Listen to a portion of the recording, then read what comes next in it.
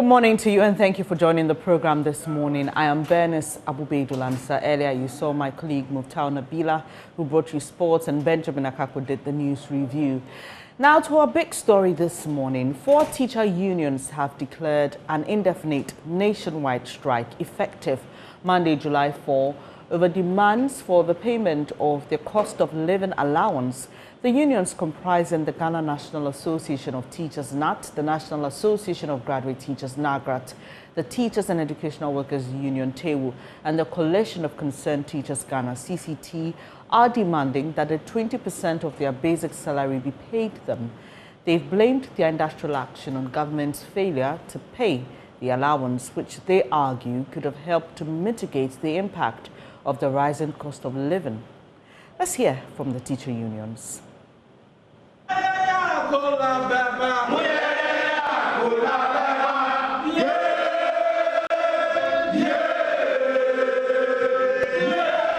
These are angry workers in Ghana's educational sector who say they will no longer endure the current harsh economic conditions without any cushioning from government.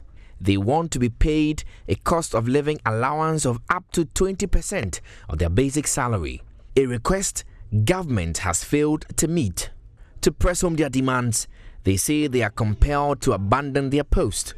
Thomas Musa is General Secretary of Ghana National Association of Teachers. By the high level of inflation in the country, the incessant skyrocketing prices of fuel, goods and services have eroded the already woefully so-called salary increase granted us. We are very much appalled at the inaptitude of the government relative to our call for COLA. We have severally, on different platforms and times, made this call, which fell on deaf ears of government. We have decided to embark on a strike action effective today. Behind these demands are real people who took up the teaching job to make impact. Many of them, like Vida Sapabil, are regretting. Everybody is struggling. Now it is better. 2 months ago, I was buying 1 tomatoes for 2 cedi. So if I prepare bankun and I want to grind pepper to eat, I have to go and buy 1 tomatoes for 2 cedi. I regret taking to teaching. I have classmates. After SSS, they didn't continue their education. They went straight to the army. One of them is a WO right now, as I speak. And he's taking 8,000 plus at the end of every month. I have gone to training college. I've gone to the university, done my first degree, done my master's, and I'm still roaming around 2,000. How do I survive? They call for old school meeting. I don't go. The living conditions are 2 different things. When they are come, they are excited, they are talking, and maybe they bring along food and drinks and they are chilling, more relaxed. I can be there, but I won't be relaxed. So I don't even go at all. Another teacher at the Akrabong Basic School in the Central Region, Amos Amwako, feels neglected by the state, which contracted him to help build future leaders. I sometimes run my household on loans, and it is not a wise way of living. Because if you are going to take a financial facility or a loan, it should be used for developmental activity. But you go for loans and then you spend it at home. Then you pay interest on it. Then your existence is not even profitable. You don't even feel like you are even existing. If a better job comes, why not? Because a graduate teacher taking home around 2,000. When you do second degree, GES will tell you that they don't recognize it. And the cost of training, courses at the universities are very expensive now. Somebody goes through to do a second degree, and you tell the person that the second degree is not needed at the pre-tertiary level. So then the cost of entering into that course, you will not get any productivity out of it. So if a better job comes, why not? Like Vida and Amos, all workers in the educational sector in NAT, TEWU, CCT, and NAGRAT have been called to proceed on strike, effective immediately. By this, we are informing the general public that we are withdrawing all our services in all the pre-tertiary education space. Yes.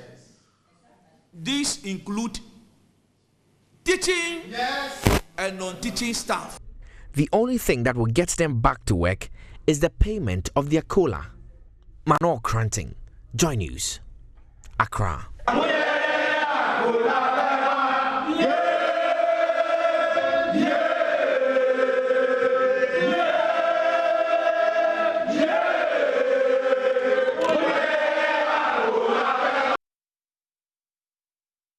So we received some reactions to this decision by the teacher unions. The National Labour Commission has written to a couple of state institutions and ministers in charge to resolve the matter. The GES has responded as well. One of the institutions cited in that letter written by the National Labour Commission is the Ministry of Education, and we have its PRO, Kwesi Kwarteng, joining us on the line. Good morning, Kwesi. How are you doing this morning?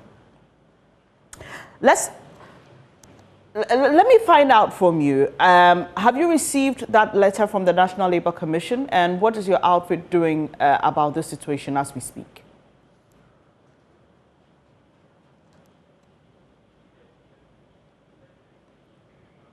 All right, it appears we lost Kwesi Kwarteng there. So while we wait for him to reconnect, let me bring you that statement by the Ghana Education Service in response to this decision by the teacher unions.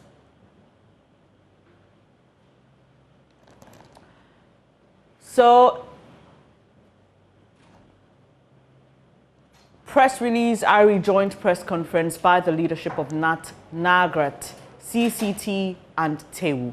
Management of the Ghana Education Service, GES, has read from the media that the various unions in the pre-tertiary education sector have declared withdrawal of their services with immediate effect.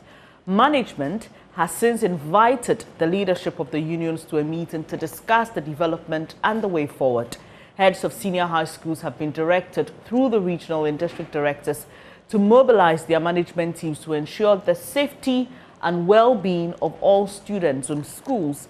Meanwhile, parents are advised to remain calm and be assured that management is closely monitoring the situation and will advise on the way forward accordingly. Regional and district directors have further been directed to ensure that basic school heads keep schools opened and closely supervise all children who report to school, pending further directives from management of GES. And this is signed by Cassandra Truman-Pofu, who is head of the Public Relations Unit at the Ghana Education Service.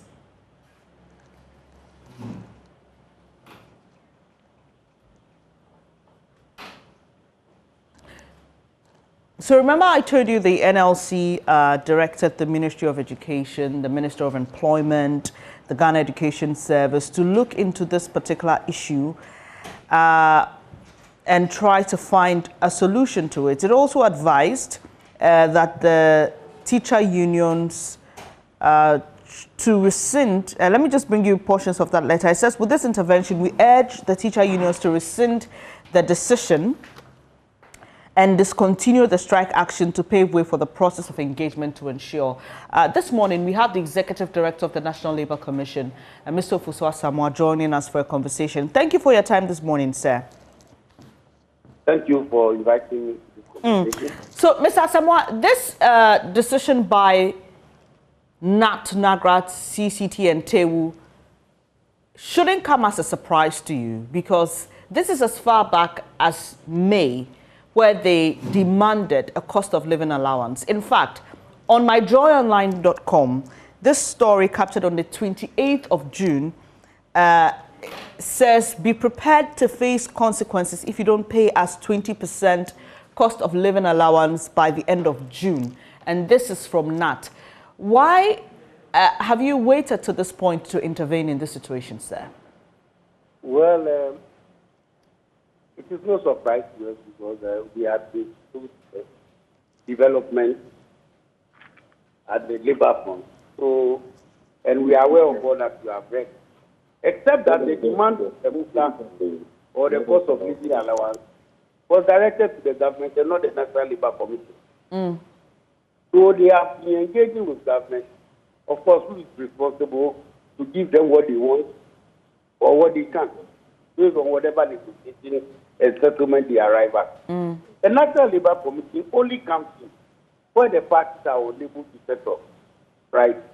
And with the declaration of the strike or with the press conference, it is clear that the parties have been unable to settle. They hit the end of the road, and one party has decided to take back on this industrial act. It therefore behoves the National Labour Commission to step in and assist the party to settle the matter for to attain industrial peace. That is why we have come in. So if they are directing us, their request of grievance was to the government, their warning was to the government, and so on. So you see, that's like commission, like a hospital. You don't blame a doctor that waited till I was sick before you attended to me. If you are well, right? I mean, you don't need the doctor. He doesn't need to step in. I get your point, Mr. Samoa, but so for example, this story that was done on the 28th of June, yes. they mentioned there that government had not heeded to their calls. Based upon the first warning came from, what we call it, Dr. Yaba, Secretary to the TEWU. And of course, this teacher union are part of the TEWU. So we wrote to government that this is the declaration or this is what we have heard. And we are therefore inviting you to begin to engage the parties. The parties and attempt their grievance. So we have been acting already, except that it is not made public. It is we are I'm only talking to you on radio because you have called me or because of the press conference. So it's not that. Hello, Mr. Samoa. Sorry, we are losing you. Your line is breaking. If it's possible to reposition yourself so we can hear what you're saying clearly, I'd be grateful for that. Hello, Mr. Samoa. Well, while we wait to reconnect, let me just mention that we'd also be having Dr. Clement Park, Deputy Ranking, I beg your pardon, on Parliament's Education Committee, and he's joined us by phone. Clearly, sir, this doesn't come as a surprise to you, does it? Yes, first of all, let me say good morning to you and to listeners and viewers. You are right. It doesn't come as a surprise to me at all. I think that the teacher unions have been signaling at this for quite some time. I believe that the only disappointment is that government refused to act preemptively to prevent us from getting to where we are today. So you are right. It doesn't come as a surprise to me. Doc, so, I mean, let's look at government situation as we speak. On Friday, government admitted that it will need support from the IMF and made that announcement. So clearly, government is struggling economically. Would you have wished then that maybe the teacher unions will consider at least until we're able to get the economy back on track before, embarking on the strike? Well, I wished you had not introduced the IMF into this conversation. And I say so because this demand is based on an agreement.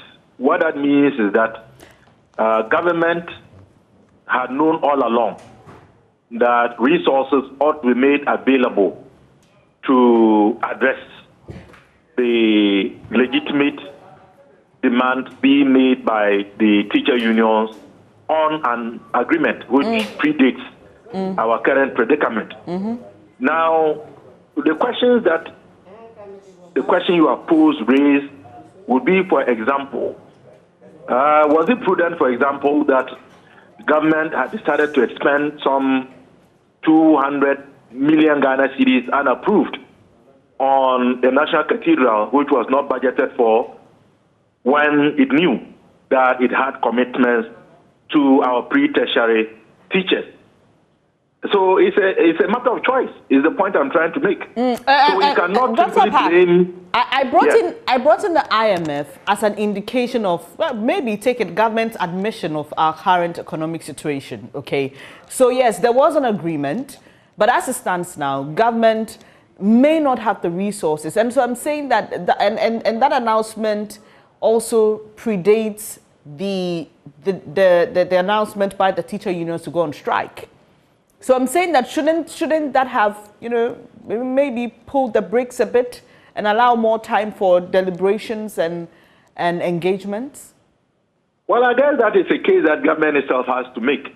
But as to whether government would have the persuasive power or the persuasive influence based on its own conduct, as is known by Ghanaians and the teacher unions in particular, we wait to see. And the example I gave would be some of the examples that the teacher unions are going to present. They would also even make the case that when government even announced that it was going to, you know, engage in some austerity measures as a result of the challenges that we were having, why did government choose to reduce fuel coupons by 50% instead of just scrapping fuel coupons?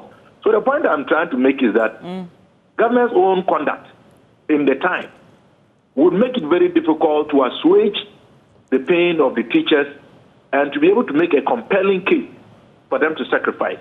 It's unfortunate, but these are just some of the issues that the teachers would raise, even when they sit around the table with government. This issue has been brewing for months. In the media, we've captured the story from the celebration of May Day, even until recently, where they announced that if government didn't pay the COLA by the end of June, government should be prepared for any decision the teacher unions would have to take. What has your outfit in Parliament been doing? Have you been monitoring the situation? Did you try to intervene? Are you aware if government was in any engagement with the teacher unions? Well, yes, you are right in indicating that we all saw this coming. And the teacher unions, like many other unions, have never been shy about signaling government. And I think they usually would do that with the hope that government would preemptively act to avert the ultimate, as unpalatable as it is. You and I know that that has not always been the case. The government would wait for whatever reason, and then when the eventual action is taken, which of course is detrimental to teaching and learning, government would then move in and try to engage them. So why is it that with all these signals and red flags that we were seeing, government did not choose to engage the teacher unions? You've made references to Parliament and the Committee on Education. Unfortunately, I must disappoint you that this is not a matter that has been discussed at the committee. It has not come up. And as I've expressed my frustration time and again, I believe that our Committee on Education has to be a lot more up and doing, given the myriad of challenges that are confronting the educational sector in this country. Indeed, I don't remember the last time that the minister even attended to the committee, which in itself is a problem. So sadly, the committee has not discussed it. Perhaps now that we have the situation that we have on our hands where there isn't going to be teaching and learning, until this is resolved, the committee may be compelled to take up this issue. But how far we can go in terms of intervening, I can't tell. Your deputy ranking member of Parliament's Education Committee, why has this not come up? Well, the way Parliament works sometimes is very frustrating to some of us, particularly those of us who came from civil society and came from academia. The processes and procedure, the committee has the capacity to summon the minister to respond to questions and issues. But whether or not the minister shows up, even when needed, is another matter. The committee would usually also look into matters that have been referred to it by the plenary through the speaker. As well, if the committee receives petitions, then the committee can initiate processes to look at the petitions. These are the contexts within which usually the committee would engage stakeholders, even including government, so to speak. And so entirely, the chair of the committee holds sway about what the committee does, when it does it, who is summoned, and when the person is summoned. Unfortunately for us, in our setup, it is usually those who belong to the governing party who chair the most important committees.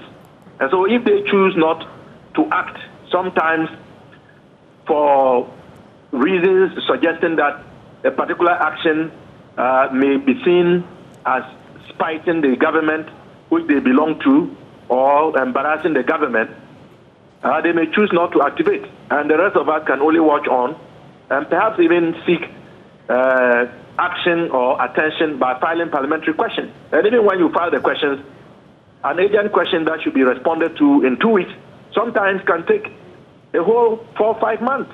And these are some of the frustrations that we face in Parliament. Doc, I'll have you hold on at this point, and I'll take your reaction to the GES statement that we received in response to the strike by the teachers, because those who are greatly affected by this decision are school-going children. We are heading to the central region now. My colleague Richard Kojunyako is currently in a school to assess what's happening there. In the statement by the GES, management of schools have been directed to keep the schools open and ensure that students are safe and their well-being is catered for. Let's find out if that is happening where Richard Kojunyako is. Hello, Richard. Where are you and what have you observed?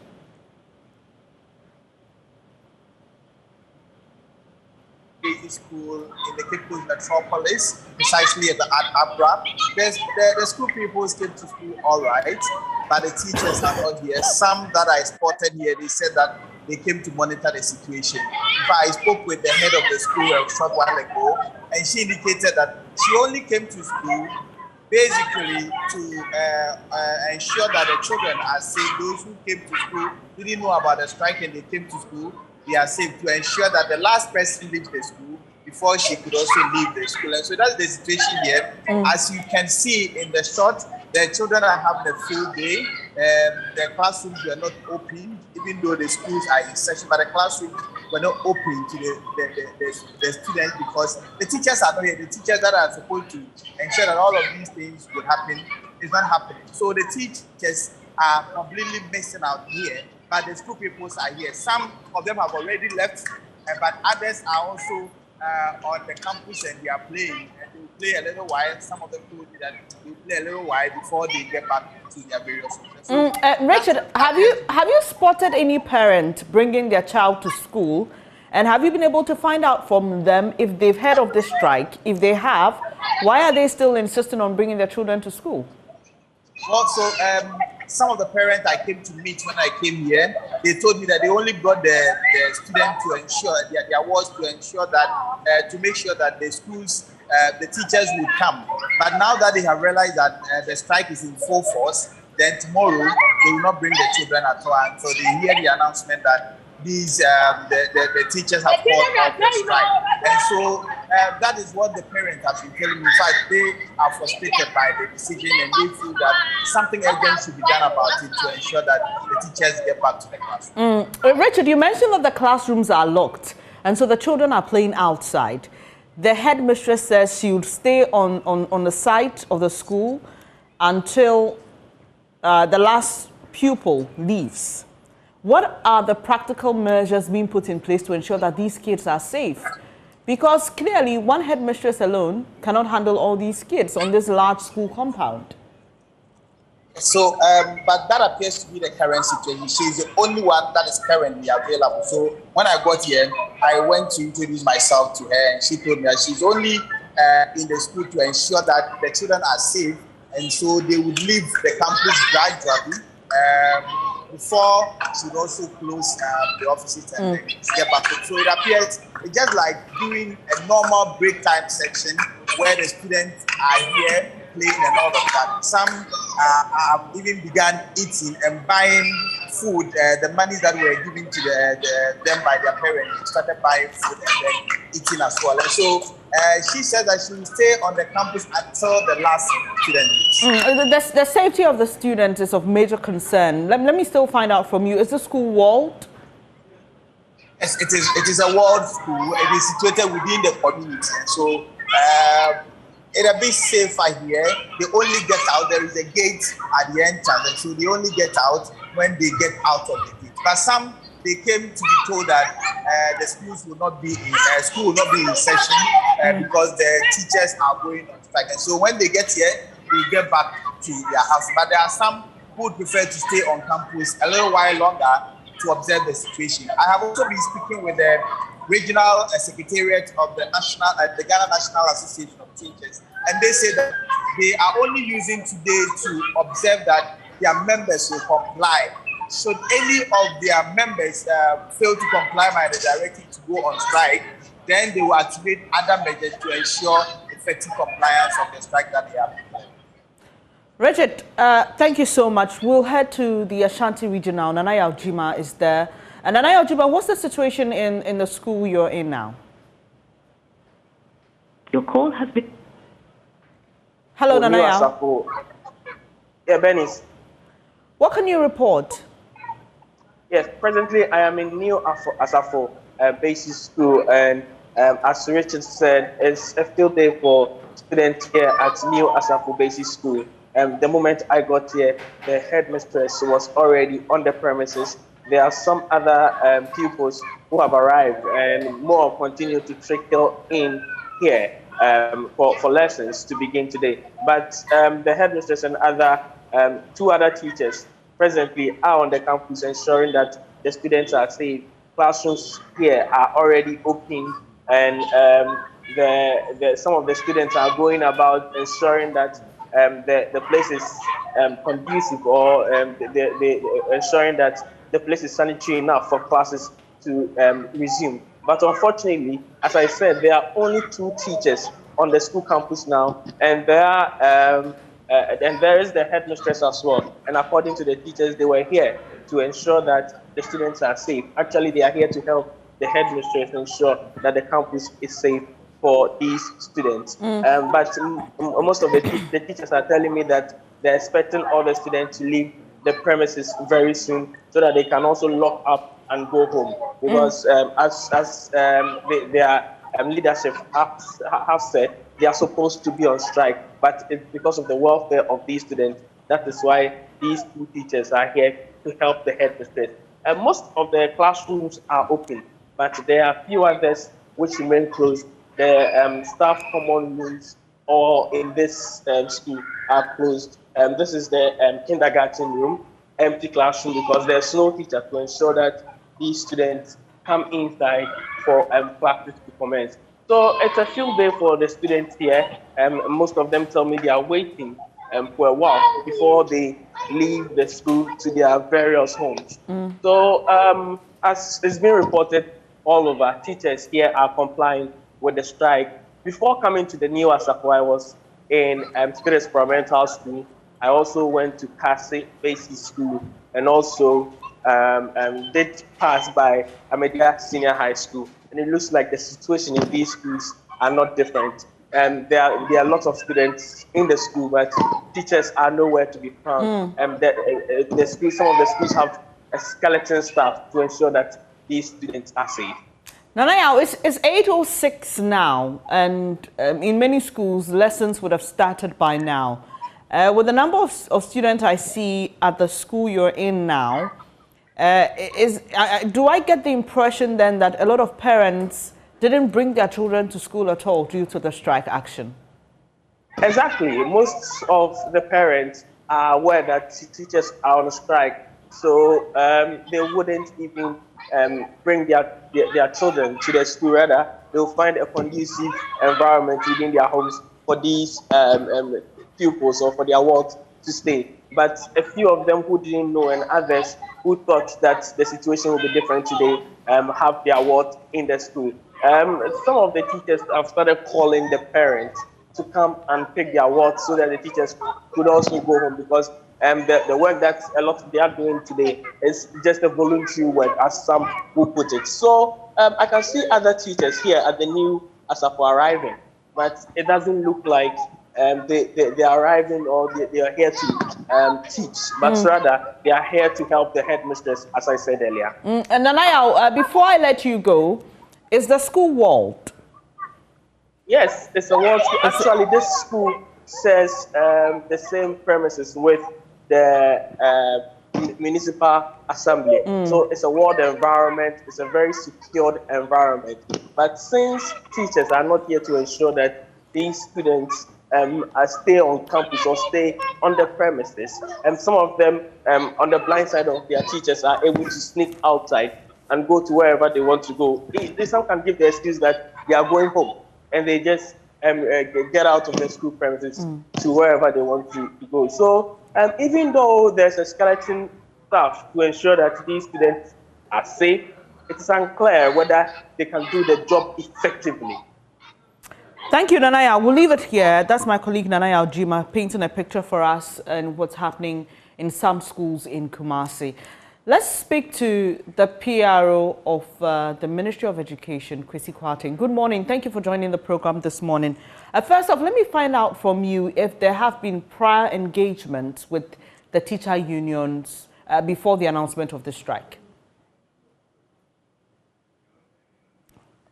Too bad we lost him again. Let's head to the northern region now. Martina Bugri is there for us. Hello, Martina. Yeah. Good morning to you. Hello, Mr. Kwarteng. No, this is... Okay, sorry about the mix-up there. Martina, if you can hear me, let us know what's happening in the northern region. I am at the Matoria Primary School, and the children are all playing here. I spotted just 2 teachers, and they are here not to teach, but to announce to the children to go home. Today they are on strike. I've been speaking to some of the children, and what they tell me is that some said they heard the announcement they heard on the news that their teachers were going on strike today. Some also said they didn't know, they just came and got the information. They are playing around here. Nobody is studying. All they are doing is playing. Some are climbing, and the whole school is locked as we speak now. So as we speak now, most schools that I've been to in the Tamale metropolis, their children are either playing or they have come and they are heading back home because they are aware now that their teachers are on strike. Have you spotted any head of the schools or teachers around to ensure that these kids are safe and well catered for? Yes, for this school, for instance, we have 2 teachers who are here. One was behind the classroom. I didn't know what he was doing there, but he was called to me. The other one I saw in the classroom. But most of them haven't been to school today as we speak. Just 2 of them here as we speak now. And so what's happening with the kids now? Besides they playing, what are their teachers telling them? Are they asking them to go home, or they're waiting for their parents to come and pick them up? Yes, the teachers have asked them to go home. And so the grown-ups amongst them who came with their little ones are the ones guiding them now and heading home. I have seen some already leaving. Others are also still hanging around as we speak. Thank you. That's our Northern Region correspondent, Martina Bugri, painting the picture for us in the Tamale metropolis. If you just joined the program, we are discussing the strike announced by 4 teacher unions over non-payment of cost of living allowance. So let me come back to you, Dr. Apak, and thanks so much for holding on. The GES says heads of schools should keep the schools open and ensure that the children are well catered for, and also ensure that they are safe. We've been to a couple of schools around the country. Do you agree with this decision by the GES to keep the schools open despite the strike by their teachers? As indicated so far, it doesn't sound to me as though the heads of the schools are able to execute the directive given by the Ghana Education Service. And quite honestly, I don't blame them. I mean, you cannot expect one head teacher to be able to keep say, 400 or 300 students in school when, the teaching staff is not available. It's practically impossible. So I would have thought that the directive would be to close the schools down in the interim while the teacher unions are engaged.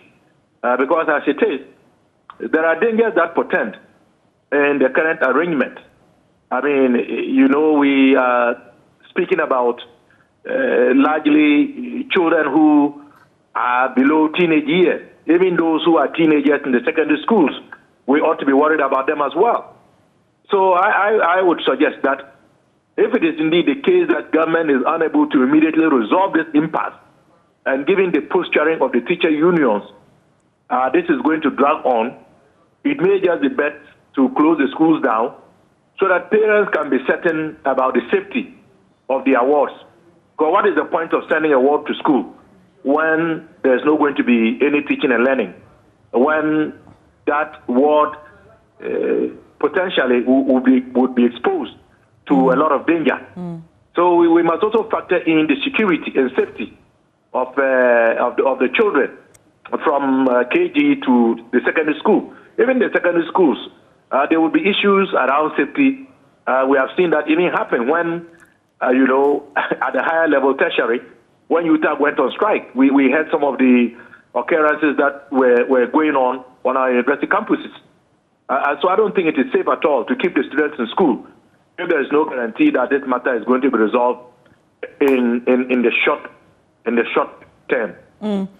Doc, the National Labour Commission has written to the Minister of Employment, Education, the Director General of the GES, the Director General of the Ghana Tertiary Education Commission, and the Chief Executive of the Fair Wages and Salaries Commission, and is tagged very urgent. And they are being asked to engage the aggrieved teachers and immediately resolve their issues within 7 days, and furnish the commission with a report upon completion of negotiation. Okay, and based on that 7-day ultimatum given these institutions, the National Labour Commission is urging the teachers to go back to the classrooms. Considering what we've seen around the nation and your own assessment of the impact of this on the safety of students, what would your call to the teacher unions be? Well, I think that the call is in the right direction. We can only intercede and plead. Clearly, the teachers have a case. Clearly, government has failed to be preemptive and proactive. But at the end of the day, we must also factor in the safety and security of the students. And it's within that context that, I would also like to add my voice to the call.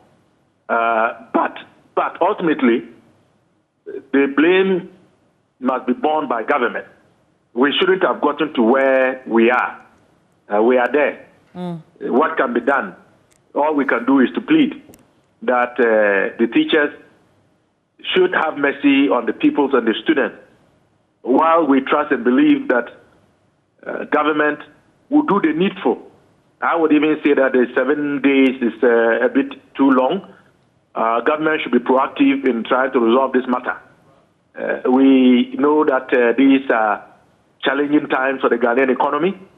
All sorts of reasons are being proffered. Some of them I don't think are tenable. But at the same time, if you listen to government spokespersons, they have indicated that we are not on our knees, which will suggest that statutory obligations can still be met. And I would argue that when it comes to statutory obligations in the area of healthcare and education, those must be priorities.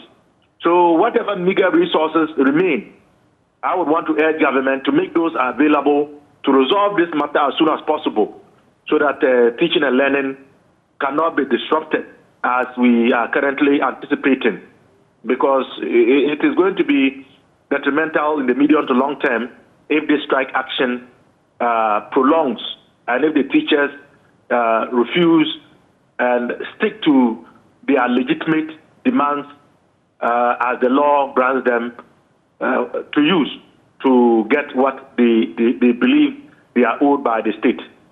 Dr. Clement Apak, I'll come back to take your concluding thoughts on this developing issue. But let me hear from the PRO of the Ministry of Education, Mr. Kwesi Kwarteng. Hopefully, we are able to hear him this time. Thank you so much for reconnecting with us, Mr. Kwarteng.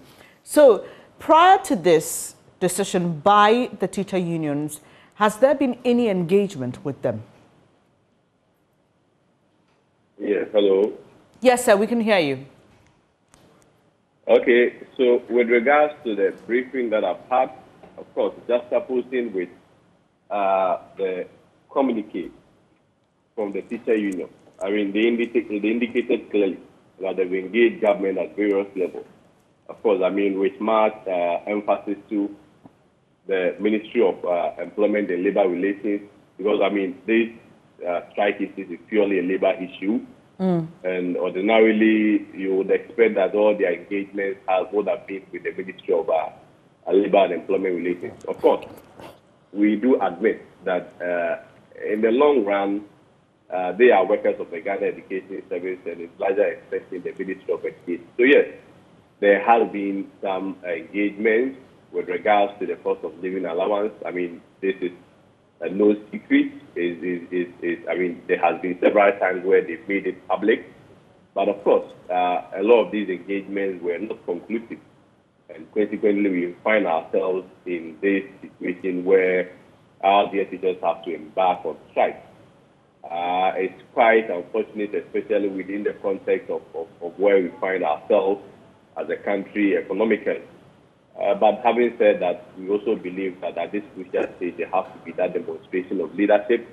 Leadership ought to be provoked, leadership must act, and there's a more reason why the Minister for Education, Dr. Yosef, has directed that GES, that is the agency responsible for implementing everything within the pre-tertiary space, and who happens to be the direct employers of these employees, which is the teacher unions, actually have to engage them. So far as I'm concerned, today we are meeting all these teacher unions to be able to make sure that we find at least a roadmap that will lead to resolving these issues as soon as possible. But of course, beyond that too, there has been some temporary decisions, temporary measures that has been taken to make sure that the impact is really not dire, especially on our students. So if you go to the various secondary schools, for instance, they have been directed, management has been directed to still take care of the safety and well-being of these students at the basic school levels too, especially within the JSS to primary school levels too. Schools will still remain open. There will be the management of the school, i.e. the head that will be there to also assist students who comes around until they leave or their parents count for them. So those are the temporary measures, and of course we hope that today, when the Ghana Education Service meets the leadership of the teacher unions, we should be making progress ultimately. But Mr. Kwarteng, is it a realistic approach to say that heads of schools should cater for students? So say even if half of the pupils come to school, are we expecting that the head teacher will single-handedly be able to cater for the safety and ensure the well-being of all these pupils? I mean, ordinarily, as a valid question, but except to say that it's the same head of school who takes care of them when they are around. Again, you also have to know that within this time, we are also not expecting all the students in school. So, I mean, by simple proportionality, it makes sense that somebody still has to be in charge and still administer, guidance and care to the number of students, no matter how significant or insignificant that they may be, that may want to be in the schools at various points in time.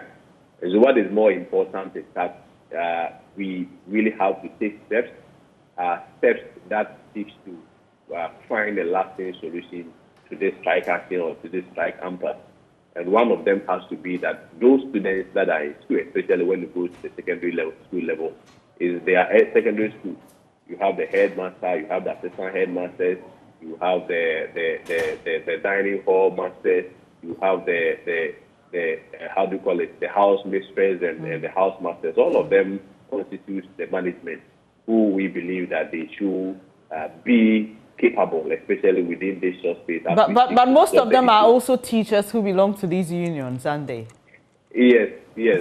But the balance also has to be stated clearly. That so are you saying that? I'm sorry. I mean, I just want to understand how you perceive it. So are you saying that because they have management roles, even though they are teachers, they need to perform those roles despite the strike? Yes, I mean, look at the context of the strike. The context of the strike is not to teach and not necessarily to carry on with every other activity. So is the withdrawal of their service. Of course, I mean, one can argue whether it's a full service or the partial service. But basically, is the withdrawal of that teaching component that makes that the strike gives that significance and magnitude that it has. But at the end of the day, management are still in the school, head teachers are there. We have, if we look at, for instance, at the secondary school level, the regional directors of the Ghana Education Service, all of them are also there helping with the mobilization of the management teams, using the district directors to be able to, how do you call it, resolve the issue within the school and at least find some space for these children, take care of them, make sure they are safe. As a temporary measure, as today we prepare to meet the leadership of the teacher unions. When you say we, are you referring to all those copied in that letter by the National Labour Commission? As of now, it is the Ghana Education Service. I mean, that is those are the agencies responsible for the pre-tertiary space. And largely, I mean, a lot of these teacher unions, NAGRAT, CCT, TEWU, all of them falls under the Ghana Education Service. So it is the leadership of the Ghana Education Service that will be engaged in them. But of course, I mean, the Ghana Education Service is an agency of the Ministry of Education, so everything that they do falls within the domain or the scope of the Ministry of Education. So largely, it's the Ministry of Education that will be engaging these teacher unions to find that roadmap in resolving the issue. You mentioned earlier that this is largely a labor issue, and you're right. And so in that letter by the NLC, we see that the employment minister is copied in there. With these negotiations, help us understand how it works. And that's the reason I was asking, when you say we, do you mean all those copied in that letter? So the teacher unions will have a separate meeting with you before they go on to meet the Minister of Employment, before they go on to meet the Ministry of Education, or you can sit at a round table and have, you know, a full discussion as a sit-in. Wouldn't that be easier? Just help us understand how it works. Yeah, obviously. At the end of the day, everything falls within the domain of government. It doesn't really matter which agency or which ministry is spearheading it. But of course, like I indicated, within a temporary measure, the Ghana Education Service will be meeting their staff based on the directive that came from the NLC. But if you look at previous negotiations that have had the opportunity to sit in, being it that of POTA, being it that of UTAC, when it comes to negotiations properly so-called, where the basic terms of all the parties are pushing for are discussed, that is done at the larger government level. And with that, you have the Ministry of Education, the Ministry of Finance, Fair Wages and Salaries Commission, the parties that are involved, all of them being there. Of course, I mean, GES as an agency is unable to negotiate on behalf of government properly so-called. It has to be the ministry that has to take that role. But of course, to find a roadmap and as an immediate response to the strike issue, their workers must have to engage them. Obviously, at the end of the day, have a briefing with the ministry or the minister, then all consequential decisions is made afterwards. I'll let you go. And my first question to you was whether there had been prior engagements before this strike. And you did indicate that to the best of your knowledge, there was. So why are we here? Yeah, so I mean, labor issues all over the world is inevitable. Those are demands and the probably within the context of even one's ability to supply, whether it's government or whoever the employer is. At the end of the day, it's about having a conclusive discussion. So the fact that somebody has made a demand does not necessarily mean that within, by hook or crook, such a demand has to be met. At the end of the day, one may have to go into the details of the demand, have to look at the legitimacy of it. Of course, I mean, I'm just giving a general hypothesis. Then at the end, two parties engage. Those are what exists in an ordinary employer-employee relationship. When that engagement is done, you all conclude on one particular, agreement, and then you administer it or implement it. And so I can only say that a lot of the discussions were inconclusive.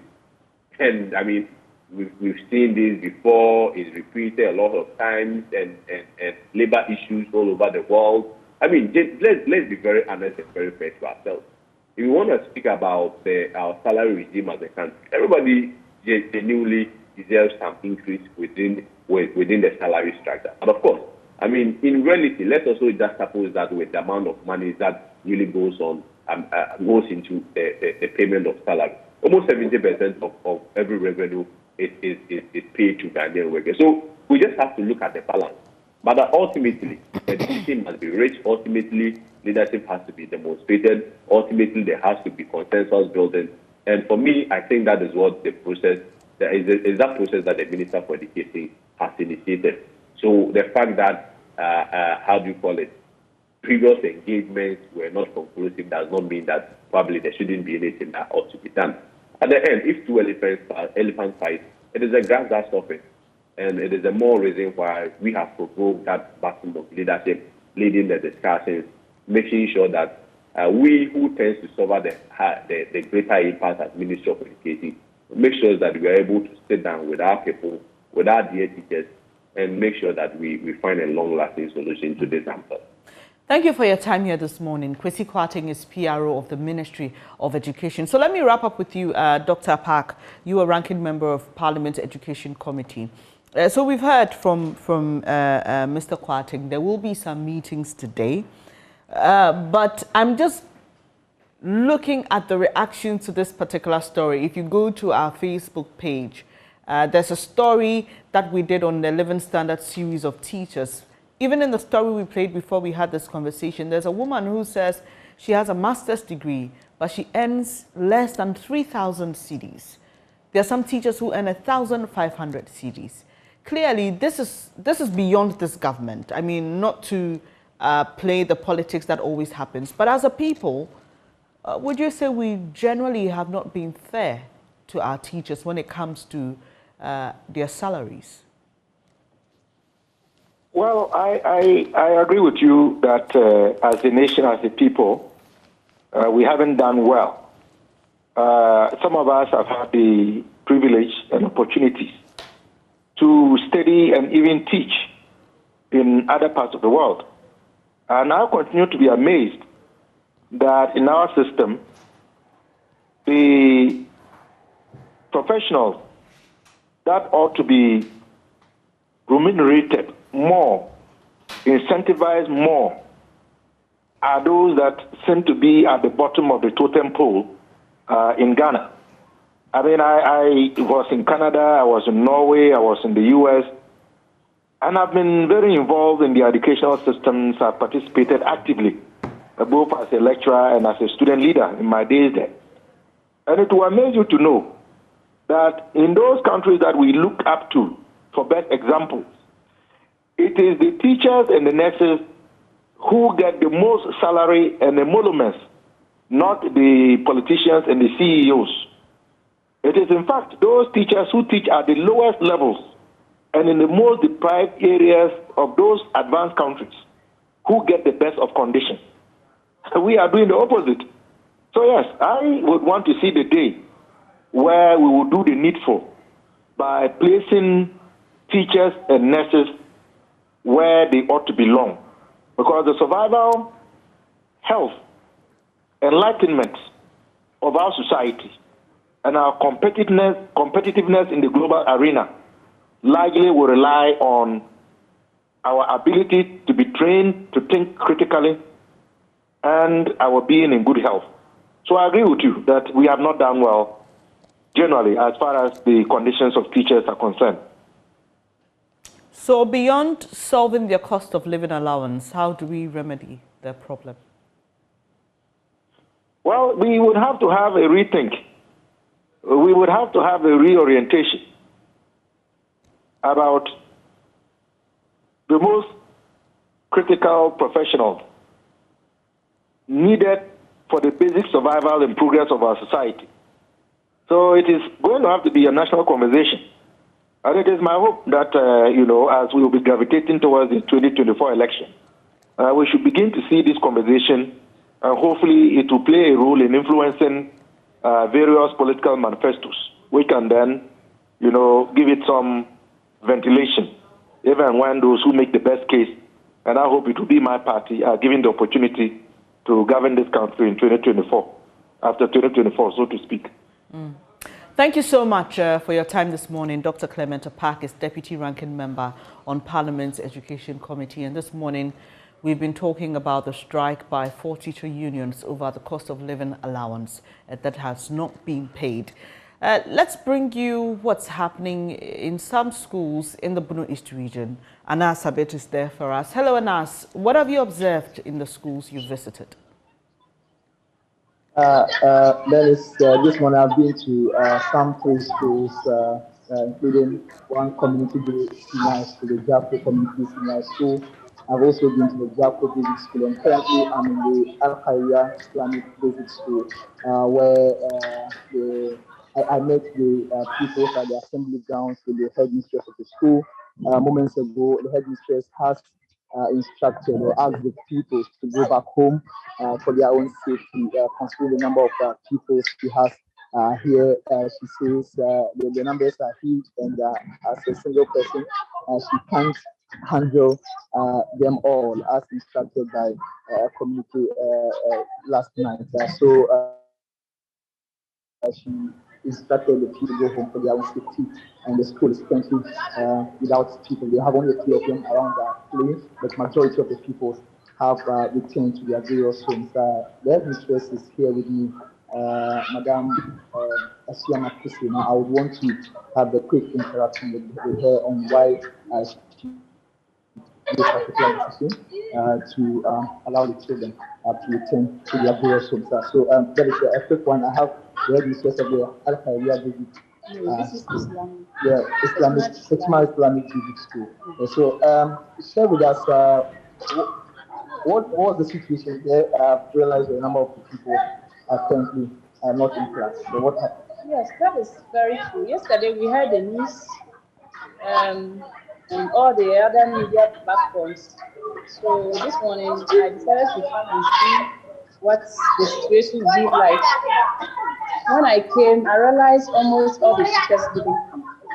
And some of the children too. Though some came, but the number was not very encouraging. I waited for a while and I realized that still it's like the teachers are not coming to the strike action. And so I called for Sambo and then told the children that they should go home to their parents, at least for their safety. And I, being alone here, cannot take care of all of them by the number that has come. So that is the steps so far I've taken. Still, some are hanging around. Maybe they feel reluctant to go to the various schools, but I will also be leaving soon. So I'm still talking to them to go to their parents. That is what is happening now. Madam, does that mean they are staying home tomorrow too, or you will be coming and they expect the people to come around tomorrow? What's the... In fact, I told them because we don't know when we are coming back. We've not been told yet. We are still listening to the news, but this time all the information is the news. So we are still listening. You see, I told them they should also be listening. Whenever they hear that we are coming back, they should. Right, thank you so much. So, Bernice, you heard Madam Asiama Kusina, Mistress of the Islamic Basic School here in Kutuman, on some measures she's taking to show that the children are safe, like you heard. So, That is the situation here in Kochiman. We will be monitoring in other areas as well to have first-hand information on how the situation is impacting on academic activities across the municipality. Well, Anas a bit there joining us from the Bono East region and painting a picture of what's happening there for us.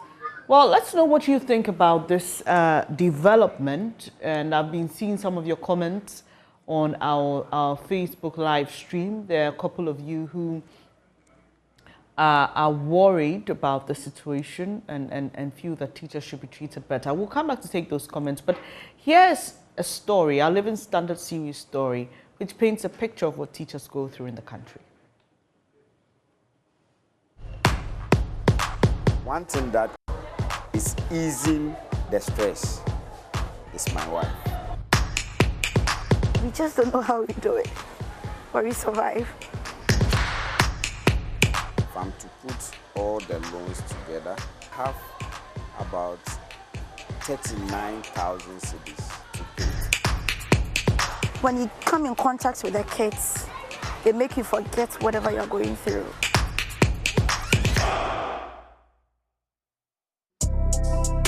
Speed, roll it.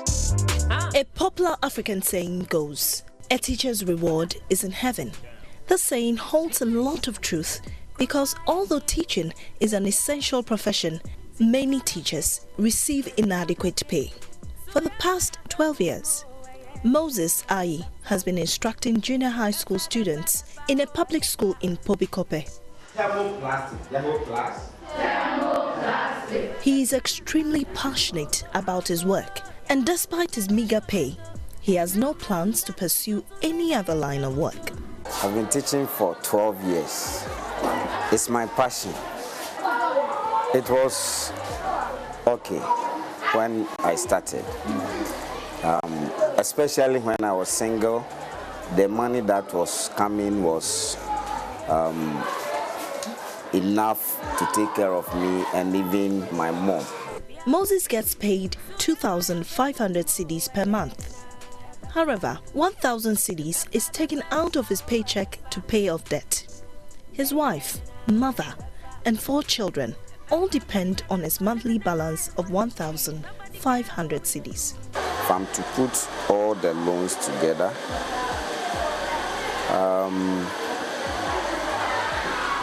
let's say I have about 39,000 cedis. 39,000 cedis to pay. So the one at controller is deducting around 715 or so, and the one with my bag is deducting 300 Ghana cedis, making, let's see, 1,000, around 1,000. But he is struggling because of the state of the economy. Each day, Moses spends 50 cedis for food and transportation. His pay is gone even before he considers his other responsibilities. I used to spend 5 cedis on food. What do you buy? But now 5 cedis cannot buy the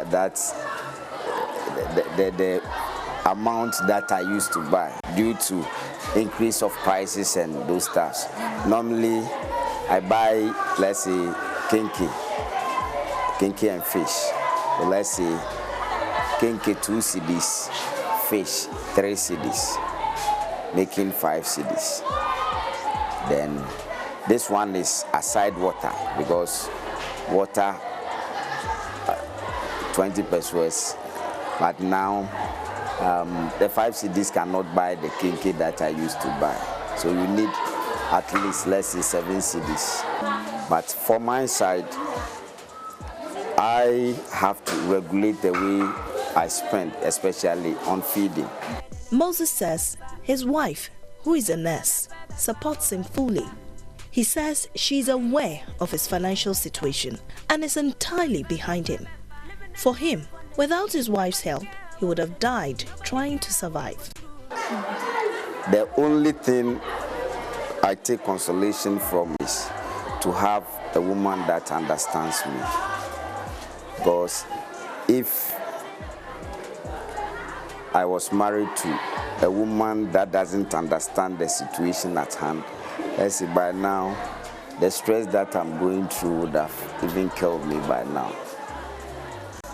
Because it's not easy as I'm talking to you. It's not easy at all.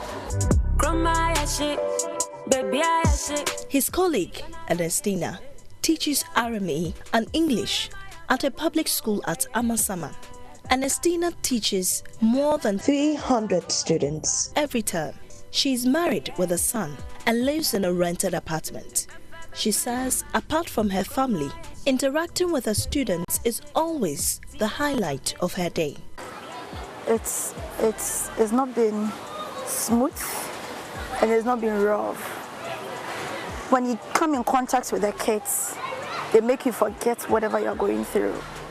Yes, they will make some funny things that will make you laugh out, that will make you feel good. But Ernestina's smile fades while trying to explain her predicament as a teacher. She earns 1,800 cedis a month, but is paying off loans. So at the end of every month, her disposable income is 600 cedis. It's funny how we do it, but you manage. But these loans you take, what is it for? There's nothing you can do without a loan. Personally, I did to pay for my rent and then my kids' school fees. I pay like 820, 900 a month as loan. Every month as loan. And that is taken out of your salary every month? Yes, well. This money is used to pay for meals, childcare, transportation, home maintenance, and caring for her mother. We just don't know how we do it, but we survive. Because after whatever is taken out, TNT hasn't been taken out. And then gone were the days when TNT was 2 cedis on the same salary. Now TNT is 4 cedis on the same salary. Yeah. Food staff have been increased on the same salary. Diapers have been increased on the same salary. Baby food, yes. And fortunately for me, I'm a local girl, so I do local food for my son. She, however, beams with smiles when she shifted the conversation to her students. We get our inspiration from the kids. That's all I'll keep saying. You come, they greet you every morning. Some salute you every morning. So, hey, madam, today you're looking nice. So, hey, madam, you see? I mean, they make you forget whatever you go through. And it's the love of their work. The stories of Moses and Ernestina reflect why teacher unions have been agitating for cost of living allowance, COLA. Teacher unions, particularly NAGRAT and NAT, say although 20% of their salary as COLA is small, it will provide some relief. COLA, when it's given, it will ease the stress on me, because even if 20% is given, at least I know if I'm not getting at all, I'll get around, let's say, 200 to 400 Ghana cedis. At least it will be able to cater for my transportation. You will see that the 20% we are even asking for is nothing much. We just need a support system till the budget is ready. That is all we are asking for. I went home last weekend, told my mom I had no money. She was asking for money. I told her I have no money. You know what she said? And I'll quote him, hey, Nabosumi Nedri say Awuniska. She just doesn't understand why I should say I don't have money at that time of the month.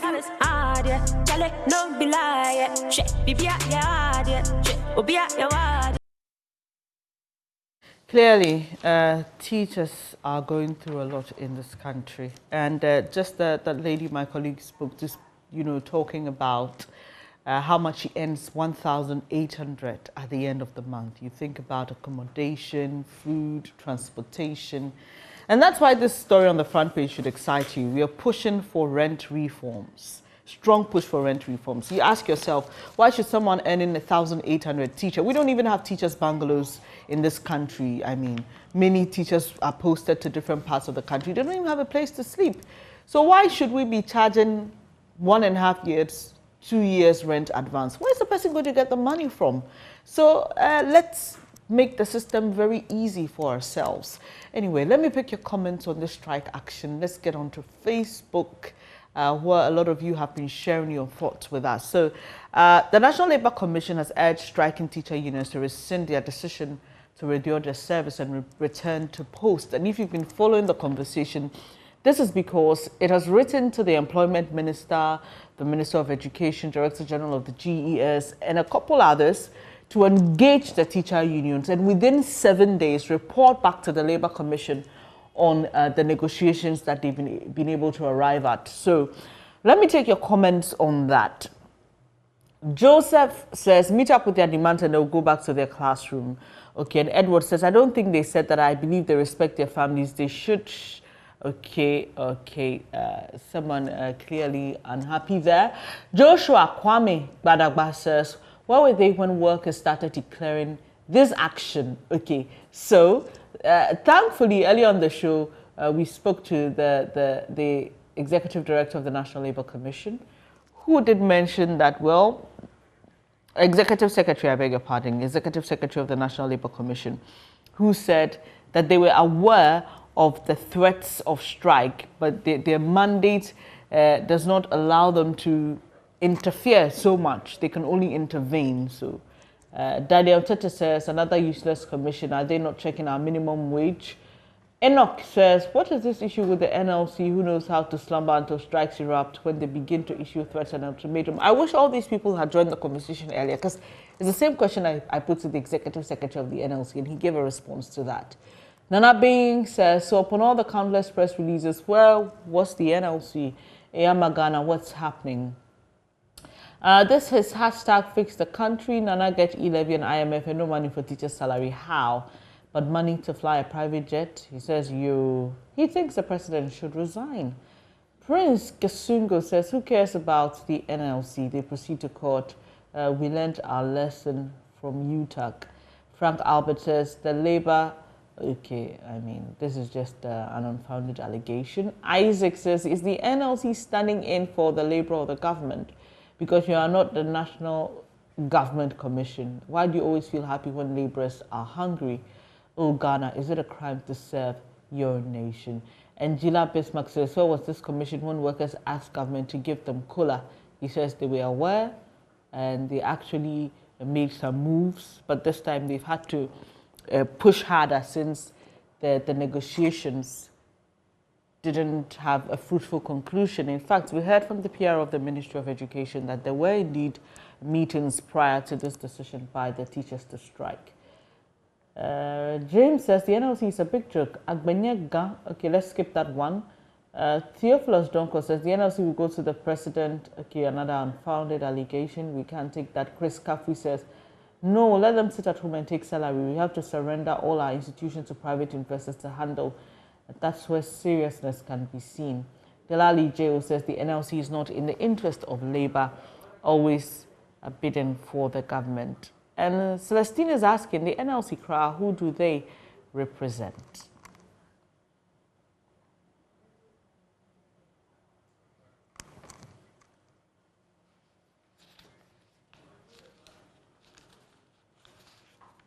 So we'll be following this keenly as we've done during the show, bringing you an update on what's happening in different parts of the country. We still have our eyes on the ground, especially when it comes to the welfare and safety of these children, some of who are in school despite the strike. And we'll also be following up on the negotiations between the teacher unions and all the relevant institutions and let you know what happens with this particular one. But for now, we'll take a quick breather. When we come back, unfortunately, once again, we are recording some floods in parts of the cities. After about an hour of rains, we'll be back to bring you the details.